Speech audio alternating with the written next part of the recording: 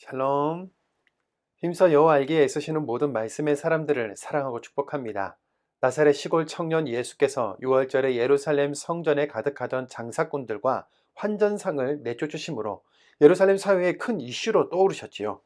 모두가 부당하다, 불의하다고 생각했지만 감히 건드리지 못하던 불법의 현장인 성전을 깨끗하게 하심으로 주님은 사회적 관심을 받게 되신 건데요. 주님의 의도는 사람들의 이목을 끄는 것이 아니라 타락의 온상이 되어버린 건물로서의 성전 시대를 종식하고 성전의 주인 되시는 예수 그리스도의 시대를 활짝 여신 것입니다. 오늘 우리가 함께 나눌 내용은 당신은 하나님의 아들이니이다. 예수께서 그들의 믿음을 보시고 이 신성 모독하는 자가 누구냐? 대 인자는 땅에서 죄를 사하는 권세가 있다. 새 포도주는 새 부대에입니다. 먼저 당신은 하나님의 아들이니이다 부분을 살펴보겠습니다. 복음서를 읽는 내내 예수 그는 누구신가 라는 포인트를 잘 붙잡고 예수님이 행하신 모든 기적과 가르침에 대한 말씀을 읽기 원합니다. 오늘 본문의 주님께서는 더러운 귀신을 내쫓으심으로써 하나님 나라의 영적인 승리를 보여주시고 병자들을 고치심으로써 인간의 연약함을 친히 담당하시는 분이심을 보여주시는데요. 주님은 유대인들이 모여 함께 하나님의 말씀을 나누고 교제하는 회당에서 더러운 귀신 들린 사람을 고치시는데요. 그 상황을 말씀으로 확인하겠습니다. 누가복음 4장 35절 36절입니다. 예수께서 꾸짖어 이르시되 잠잠하고 그 사람에게서 나오라 하시니 귀신이 그 사람을 무리 중에 넘어뜨리고 나오되 그 사람은 상하지 아니한지라. 다 놀라 서로 말하여 이르되 이 어떠한 말씀인고 권위와 능력으로 더러운 귀신을 명하며 나가는도다 하더라. 아멘. 참 하나님의 말씀이 지닌 권능과 힘을 몸소 체험하게 되니 이 어떤 말씀인고 권위와 능력으로 귀신을 쫓아내는 저 사람은 누구인가? 놀라고 궁금해하고 소문을 내게 되는 것이지요. 이어서 예수님께서는 온갖 병자들에게 일일이 손을 얹어 고쳐주셨는데 귀신들은 예수님이 하나님의 아들이심을 알아보고 당신은 하나님의 아들이니이다 라고 고백합니다. 회당 안의 사람은 그가 누구인지 알아보지 못하고 놀라고만 있는데 귀신들은 예수님을 하나님의 아들로 제대로 보고 있는 거죠. 누가복음 4장 41절입니다. 여러 사람에게서 귀신들이 나가며 소리질러 이르되 당신은 하나님의 아들이니이다. 아멘. 여기서 잠깐입니다. 귀신들이 예수님을 하나님의 아들이라고 고백했다고 해서 예수님을 믿고 따른 것일까요? 베드로를 비롯한 많은 제자들은 예수님을 알아보자마자 자신들의 죄를 회개하고 모든 것을 버려둔 채 그분을 따랐지만 귀신들은 예수님이 하나님의 아들이심을 알면서도 끝까지 예수님의 반대편에서 사역을 방해하고 인류를 죄의 길, 사망의 길로 빠지게 하지요. 또 한 가지 얼마 전에 읽은 욥기에도 사탄의 존재가 언급됐었고 복음서에는 예수님께서 귀신을 쫓아내시는 말씀들이 많이 등장하는데요. 세례 요한과 예수님이 태어날 것을 부모에게 알릴 때는 천사 가브리엘이 직접 나타나기도 했지 않습니까? 우리가 알든 모르든 인정하든 인정하지 않든 영적인 세계가 존재하고 영적인 전쟁은 지금도 진행 중인데요.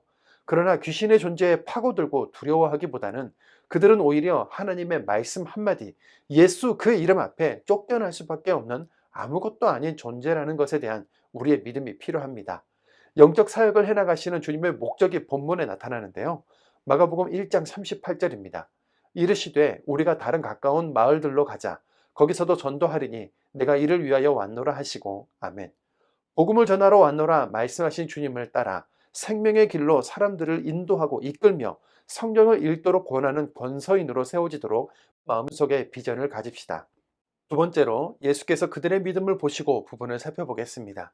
주님은 사람을 만나는 바쁜 일정 중에도 새벽에 일찍 일어나 기도하시면서 자신의 사명을 늘 재확인하셨고 그 사명에 따라 하나님 나라의 복음을 전하시고 가르치시고 귀신을 쫓아내시고 아픈 사람들을 고치셨지요.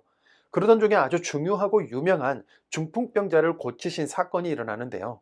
4명의 친구들이 중풍병자를 심상채 메고 주님을 찾아왔습니다만 예수님께 나아가기에는 사람이 너무 많아서 방법이 없음을 알고 지붕을 뜯은 후에 침상채 내려 고침을 받은 사건입니다. 누가복음 5장 20절입니다. 예수께서 그들의 믿음을 보시고 이르시되 이 사람아 내 죄사함을 받았느니라 하시니 아멘. 예수님 앞에 나가면 예수님을 만나면 예수님이 말씀하시면 나을 수 있다는 중풍병자와 친구들의 믿음을 보시고 예수님께서 나음을 허락해 주시는 것은 유한성과 나약함을 입은 인간으로 신앙의 길을 걷는 우리에게 시사하는 바가 크지요. 예수님이 하나님의 아들이신 것을 아는 귀신들과 우리가 달라야 하는 것은 그분을 만나면 내가 자녀나 배우자, 부모, 형제가 그 사람이 그 공동체가 살 것이다. 그분은 태초부터 계셨고 구원자며 심판주다라는 이 믿음이 있어야 한다는 것이죠. 하나님의 아들이신 예수님, 우리에게서 학벌도 재력도 공로도 아닌 믿음을 보시는 분이시라는 것, 신약 내내 흐르는 포인트 중에 하나인데요. 이것도 잘 잡고 읽어 나가야겠습니다. 그런데 이 믿음도 믿음이지만 오늘 본문에서 주목해야 할 부분은 예수님께서 죄 사함을 받았느니라 라고 말씀하셨다는 것과 예수님이 죄를 사하는 권세가 있음을 선포하셨다는 점입니다. 죄, 인류가 시작된 이래 에덴 동산에서부터 우리를 지긋지긋하게 따라다니는 문제 아닙니까? 선악과를 먹음으로, 아벨을 죽임으로, 항상 악한 계획을 세움으로, 홍수 심판을 받을 만큼 타락함으로, 바벨탑을 쌓음으로, 자기 소견에 옳은 대로 행함으로, 아합 가문의 죄악을 답습함으로, 지난 성경의 역사대로 말하자면 끝도 없을 만큼 죄의 문제는 집요하게 우리를 따라다니는 중이지요. 누가복음 5장 21절입니다. 서기관과 바리새인들이 생각하여 이르되 이 신성 모독하는 자가 누구냐? 오직 하나님 외에 누가 능히 죄를 사하겠느냐? 24절입니다. 그러나 인자가 땅에서 죄를 사하는 권세가 있는 줄을 너희로 알게 하리라. 아멘. 뭐? 죄를 사한다고? 하나님 외에 죄를 사하는 권세가 있다고 말하는 이 신성 모독하는 자가 누구냐? 날선 질문에 예수님, 내가 이 땅에서 세상에서 죄를 사하는 권세가 있는 줄을 너희로 알게 할 것이라고 응수하시는데요. 첨예한 대립, 영적 전쟁이 예상되시지요? 백성들이 옳은 말을 거침없이 하는 세례 요한을 따르는 것을 보고 심기가 불편했던 당시의 서기관, 바리새인, 대제사장과 같은 종교 지도자들이 이제는 갑자기 나타난 청년 예수님 때문에 더 신경이 곤두서고 날선 마음이 되었지요.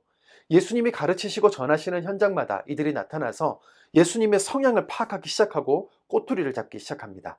이런 상황에서 우리 주님이 선포하신 내용은 죄 사하는 권세의 문제인데요. 우리 주님은 중풍병자를 고치시며 자신에게 죄를 용서할 권리가 있다는 것을 알리신 것입니다. 이 주제는 당시 유대 사회에서 매우 민감한 사항이었습니다. 오직 하나님께만 죄를 사하는 권세가 있는데 자신에게 죄 사함의 권세가 있다고 선언하신 것은 예수님 자신을 하나님과 같다고 말한 것이기 때문이지요. 나 예수는 성전의 주인, 죄를 사할 권세가 있는 하나님의 아들이다. 너희가 기다려온 그 메시아다. 이렇게 연결이 되시지요. 누가복음 5장 32절입니다. 내가 의인을 부르러 온 것이 아니요 죄인을 불러 회개시키러 왔노라. 아멘. 정말로 예수, 그는 누구이실까요? 인류 역사상 금, 명예, 건강, 정의, 사랑, 명소, 하다못해 맛집을 찾아다니는 사람은 보았어도 죄인을 애타게 찾는 분을 보신 적이 있습니까? 힘없고 연약한 사람들을 사랑해서 섬겨주는 사람은 있어도 치명적인 죄를 저지른 죄인을 사랑하는 존재, 그 존재를 위해 목숨까지 버리시는 그 사람을 본 적이 있으십니까? 세상의 어떤 종교도 우리의 죄의 문제에 관심이 없고 이 죄에서 건져주지 않습니다. 우리가 해결할 수 없는 죄의 문제를 해결해 주심으로 하나님은 우리 죄를 용서하고 구원하고 싶어 하는 분이시라는 것을 분명하게 드러내셨지요. 이것이 복음이고 구원의 핵심 메시지입니다.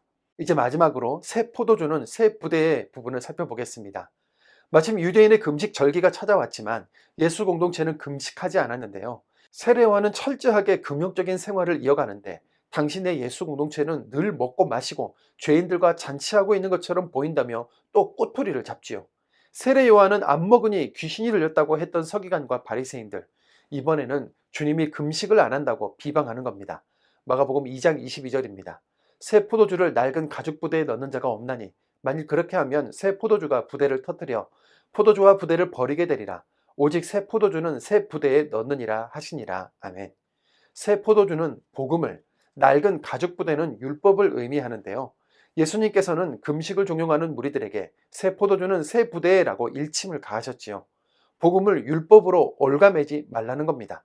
사랑 없는 율법, 인간 이해 없는 말씀, 정죄하기 위한 종교는 하나님의 뜻이 아니며 이제 예수 그리스도를 통해 죄인된 인간을 사랑하시는 새로운 율법, 새로운 말씀, 구원이라는 복된 소식이 죄인들에게까지 전해지기 시작해야 한다는 것을 선언하신 것이지요. 죄인된 저를 비롯한 우리 모두를 주님께서 오늘도 말씀으로 두 팔 벌려 안아주십니다. 죄인이기에 심판하고 정죄해야 하는 존재로 보는 것이 아니라 사랑을 받아야 할 존재로 여겨주시며 죄인인 우리 삶에 와주셨습니다. 사람들은 몰라도 나는 내가 얼마나 진창인지 알고 있는데 그런 나를 우리 주님이 사랑하셔서 이 땅에 오셨습니다. 예수 그분은 누구신가? 나에게 누구인가 생각하면서 그 깊고 넓으신 사랑의 음성에 오늘도 귀 기울이겠습니다. 누가복음 4장입니다. 누가복음 4장 31절. 갈릴리의 가버나움 동네에 내려오사 안식일에 가르치심에 그들이 그 가르치심에 놀라니 이는 그 말씀이 권위가 있음이러라. 회당에 더러운 귀신 들린 사람이 있어 크게 소리 질러 이르되 아 나사렛 예수여 우리가 당신과 무슨 상관이 있나이까 우리를 멸하러 왔나이까 나는 당신이 누구인 줄 아노니 하나님의 거룩한 자니이다. 예수께서 꾸짖어 이르시되 잠잠하고 그 사람에게서 나오라 하시니 귀신이 그 사람을 무리 중에 넘어뜨리고 나오되 그 사람은 상하지 아니한지라. 다 놀라 서로 말하여 이르되 이 어떠한 말씀인고 권위와 능력으로 더러운 귀신을 명함에 나가는도다 하더라. 이에 예수의 소문이 그 근처 사방에 퍼지니라. 예수께서 일어나 회당에서 나가사 시몬의 집에 들어가시니 시몬의 장로가 중한 열병을 앓고 있는지라. 사람들이 그를 위하여 예수께 구하니 예수께서 가까이 서서 열병을 꾸짖으신데 병이 떠나고 여자가 곧 일어나 그들에게 수종드니라. 해질 무렵에 사람들이 온갖 병자들을 데리고 나아오매 예수께서 일일이 그 위에 손을 얹으사 고치시니 여러 사람에게서 귀신이 나가며 소리질러 이르되 당신은 하나님의 아들이니이다. 예수께서 꾸짖으사 그들이 말함을 허락하지 아니하시니 이는 자기를 그리스도인 줄 알미러라. 마태복음 8장 14절.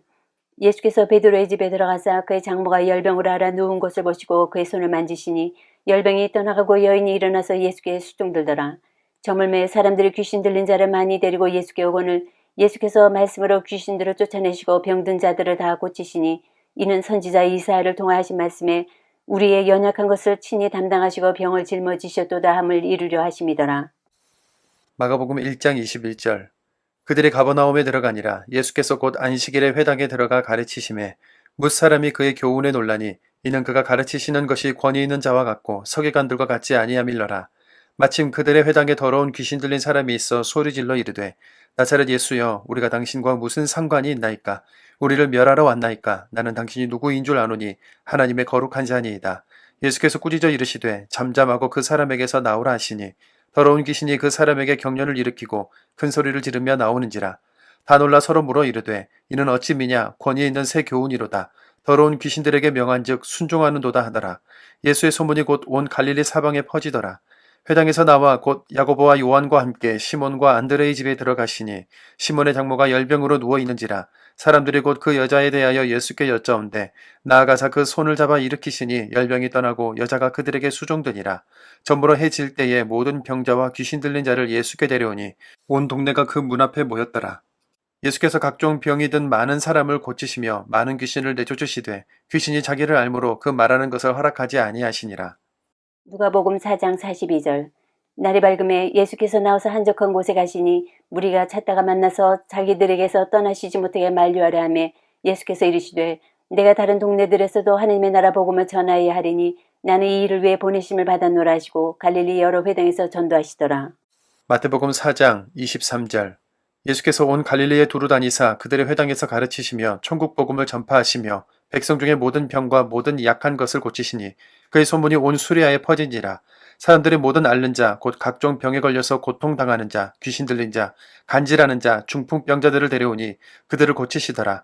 갈릴리와 데가볼리와 예루살렘과 유대와 요단강 건너편에서 수많은 무리가 따르니라. 마가복음 1장 35절. 새벽 아직도 밝기 전에 예수께서 일어나 나가 한적한 곳으로 가사 거기서 기도하시더니 시몬과 및 그와 함께 있는 자들이 예수의 뒤를 따라가 만나서 이르되 모든 사람이 주를 찾나이다. 이르시되 우리가 다른 가까운 마을들로 가자. 거기서도 전도하리니 내가 이를 위해 왔노라 하시고 이에 온 갈릴리에 다니시며 그들의 여러 회당에서 전도하시고 또 귀신들을 내쫓으시더라. 누가복음 5장 17절. 하루는 가르치실 때에 갈릴리의 각 마을과 유대와 예루살렘에서 온 바리새인과 율법 교사들이 앉았는데 병을 고치는 주의 능력이 예수와 함께 하더라. 한 중풍병자를 사람들이 침상에 메고 와서 예수 앞에 들여놓고자 하였으나 무리 때문에 메고 들어갈 길을 얻지 못한지라. 지붕에 올라가 기와를 벗기고 병자를 침상째 무리 가운데로 예수 앞에 달아내리니 예수께서 그들의 믿음을 보시고 이르시되 이 사람아 내 죄 사함을 받았느니라 하시니 서기관과 바리새인들이 생각하여 이르되 이 신성 모독하는 자가 누구냐 오직 하나님 외에 누가 능히 죄를 사하겠느냐. 예수께서 그 생각을 아시고 대답하여 이르시되 너희 마음에 무슨 생각을 하느냐. 내 죄 사함을 받았느니라 하는 말과 일어나 걸어가라 하는 말이 어느 것이 쉽겠느냐.